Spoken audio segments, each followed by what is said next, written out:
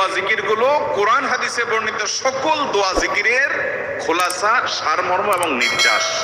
এই ছয়টাকে যদি কোনো মুসলমান নিয়মিত আঁকড়ে ধরে, তাহলে কোরআন এবং হাদিসে যত দোয়া এবং জিকির আছে, কেমন যেন তার নির্যাসটা নিয়মিত সে আমল করলো। বলবো সেগুলা। এই ছয়টা দোয়া এবং জিকিরের মধ্যে সর্বপ্রথম হলো নবী করিম সাল্লাল্লাহু আলাইহি সাল্লামের প্রতি দুরূদ প্রেরণ করা।